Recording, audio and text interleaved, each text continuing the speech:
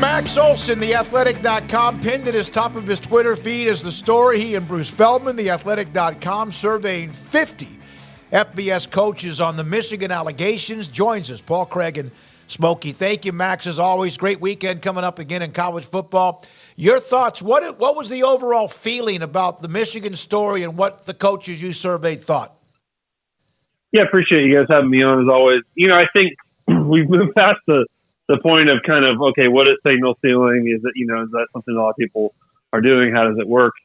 I think we've certainly moved on to the outrage phase of this. When you actually talk with coaches and, we weren't just like trying to like pick the brains of coaches in the Big Ten who were affected by this. We talked to coaches in all 10 FBS conferences and asked them what they really thought of this issue and, just kind of how they took that news. And I think that the big takeaway certainly is that 94% of the coaches we talked to felt that Michigan should be punished. Most of them felt that this was a pretty serious thing and that it would give Michigan, as good as Michigan is, as great a job as they've done in recruiting and developing and building really physical teams under Jim Harbaugh. He talked to coaches who were just stunned that this was even going on and really have not heard of this going on in other places.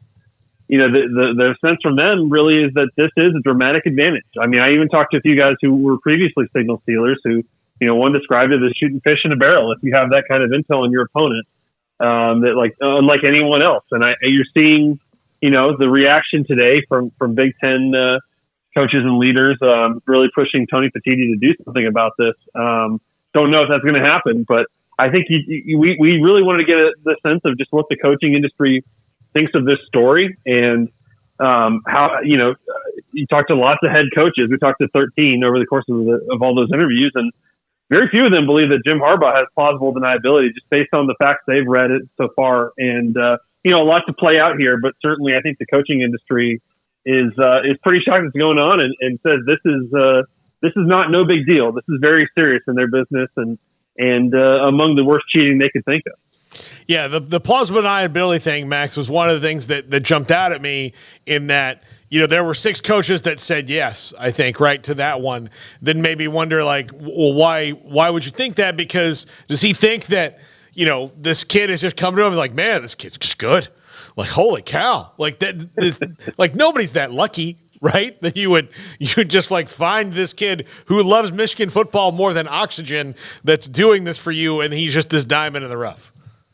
Yeah, I think that's when you talk it out with coaches. Obviously, they're a lot more well versed on how the sidelines work than I am, and I think they're saying that when they watch these clips and they see these pictures and stuff, it's like, why is a guy that works in the recruiting office standing right next to the head coach and the defensive coordinator and having such a significant role? To them, that's like kind of a red flag, and you just feel like if this kid was providing this really game changing intel.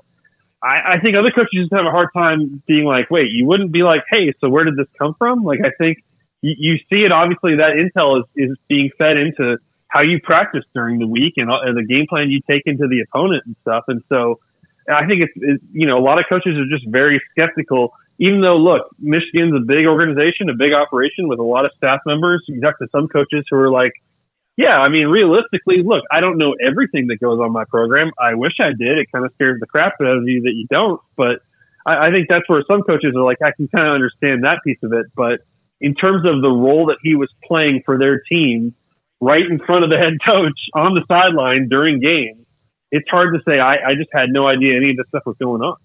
So, Max, do you expect anything to come from this? I mean, I know the NCAA's got, things that I suppose they can do, but it's a lot of, he said, a lot of accusations. I mean, what's kind of the path forward as far as sorting through some of this? And, for those who think like, hey, Michigan's going to get penalized or they'll, how do you think this all works sort of moving forward? Yeah, I mean, certainly, on the, you saw Buch Oregon and the CFP come out and say, this is an NCAA issue. We just focus on what happens on the field. I think the CFP doesn't feel like there's any reason why they should leave Michigan out of things. The NCAA is going to have to go through their regular process on this stuff with the notice of allegations, all that kind of stuff. I think everybody kind of assumes, the NCAA certainly has not proven it can move at an expedited pace on important stuff like this. I think the real question and why you're seeing this pressure being applied by people in the Big Ten is just, the conference can act. Now, the conference doesn't have investigators and doesn't you could argue definitely that their hands are tied on this kind of stuff. But I think the argument, and I've heard this from a few people that have worked in the Big Ten or currently work in the Big Ten, is like, look, this is the conference that's supposed to be all about sportsmanship and integrity and doing things the best way and all that kind of stuff. And, this is a different problem. When you have recruiting allegations, it's tough to just say like, oh yeah, they were doing this stuff in recruiting and therefore they won these games. It's like, this is pretty literal. This is pretty, it's straight up. If there were 2023 games that Connor Stallions and his people attended and gathered video from, then that affected this season, and I think that's kind of the argument from a lot of people in the Big Ten that you have to take action. And I've talked to plenty who think that Michigan should not be allowed to play in the Big Ten title game. And that doesn't mean they couldn't make the CFP theoretically, but ultimately, do I think the Big Ten will take action and block them from going to the title game? Not really, not at this point. We've still got a long month ahead to get this stuff all kind of figured out and for more details to emerge. But certainly, you can kind of understand why people in the conference, it's not just a dislike of Jim Harbaugh. It's like, hey, this literally messed with games we're playing this season. Yeah, Max, if in fact, let's say the Big Ten was to come through and make a ruling and do something that would penalize Michigan or whoever, wouldn't they just file an injunction and we'd end up like seeing that roll through the next 5, 6, 7 weeks? Yeah, it's a good point. When you're asking them to do something that there isn't any precedent for, then certainly that would be the thing that Michigan could threaten to do. And that's where I think a lot of people look at this stuff and just say, man, it's frustrating that Jim Harbaugh and Michigan have 3 different issues going on right now, and it does. I think a lot of coaches are just frustrated. There's really no accountability on this stuff, and I think a lot of people probably look at this stuff and just assume that Jim Harbaugh will bounce to the NFL at the end of the season if things get a little bit too hot here. But I think the systems in place here in college athletics are not meant to respond to this stuff and stop stop I don't want to say crimes, but stop violations that are happening live in the middle of the season. If you had to pick which game to watch, what would it be, Bedlam or K-State Texas? Yeah, this weekend is loaded in terms of the TV schedule. I think that I'm probably a little more intrigued by Texas K-State just because I think those might be the 2 best teams in the Big 12. And I think I'm very curious to see if they'll play like it. There's a big spot for Malik Murphy and for the Texas offense. And, I think that K-State has gotten on a nice roll here and is playing with a ton of confidence. And I know Texas has kind of had their number lately, but man, I think this would be, if Texas can survive this game by any margin, I think it'd be pretty impressive in terms of the statement they're making about being a playoff contender. And I think K-State certainly will have a chance in this game.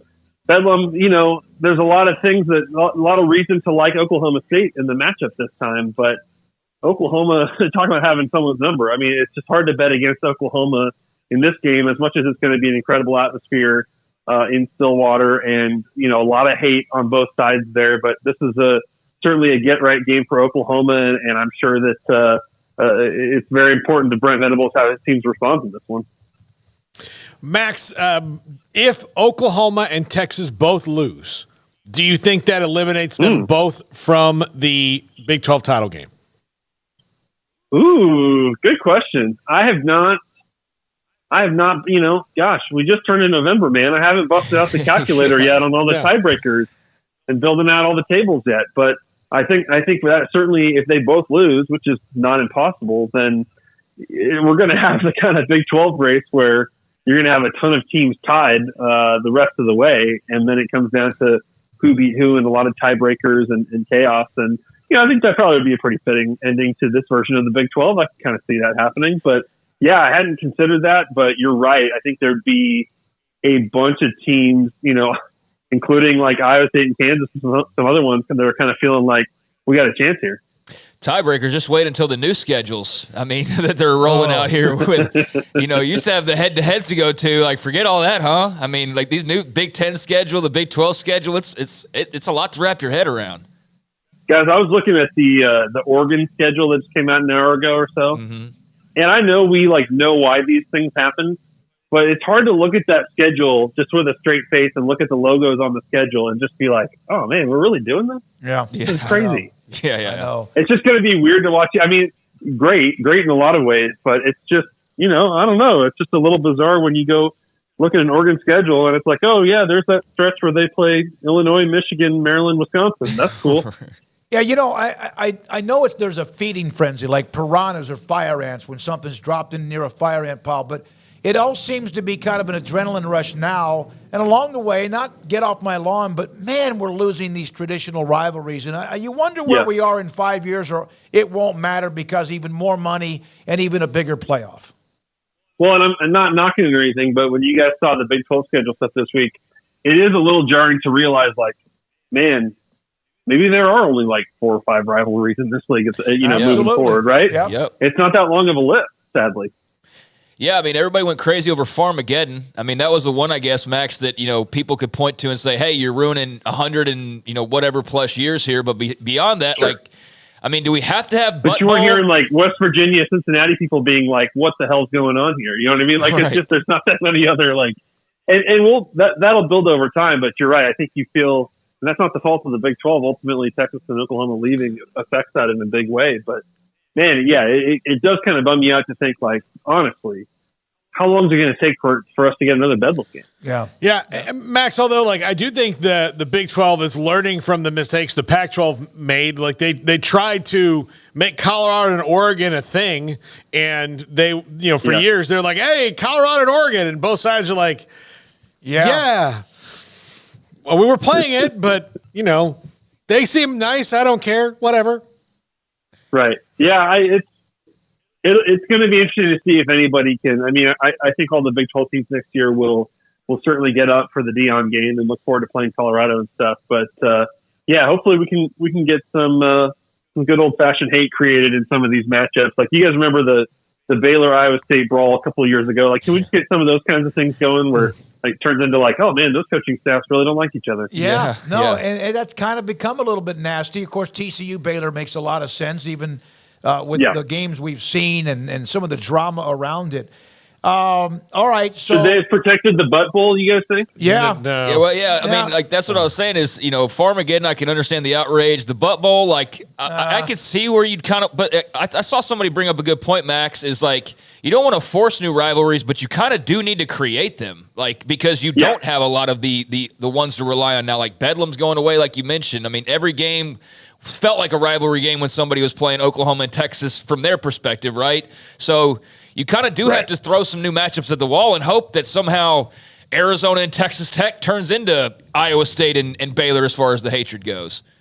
No, 100%. That's the right way to put it. Like, you wouldn't call these rivalries by name that have their own Wikipedia pages and stuff like that. But man, certainly any of the in-state schools against Texas, felt like something a little bit different. Like, I think because it was just so easy to hate Texas and hate Oklahoma, even if they weren't full on rivalries, you just had a lot of games that everyone kind of really looked forward to as kind of a rivalry, this would mean a lot to us if we won this kind of game. And, we really don't know who the new powers of the future Big 12 are going to be. It's going to be very interesting to find that out next year.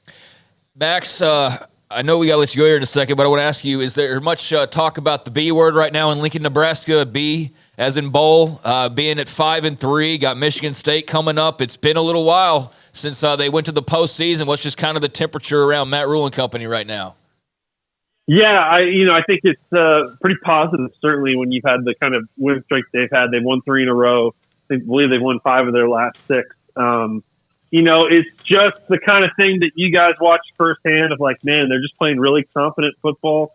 It's pretty messy at times. They had a ton of turnovers and a ton of injuries, a lot of stuff that hasn't gone right. But I think it's the right coaching staff at the right time for this program. And yeah, you're right. This is the Power 5 program that has waited the longest to go back to a bowl game. And, with Michigan State up next, feel pretty good about their chances there. I don't think people here are jumping to conclusions too much and saying, hey, this thing, this team can win the Big Ten West necessarily, but you still got Wisconsin and Iowa ahead of you. So you got a chance to at least play for those kinds of games here if you can keep this thing rolling. But it's been despite a lot of things that have been challenging, it's pretty impressive results in year one for Matt Rule and his crew.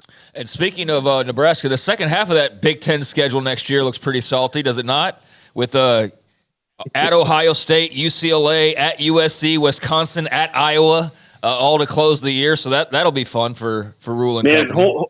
For all those Big Ten West schools too.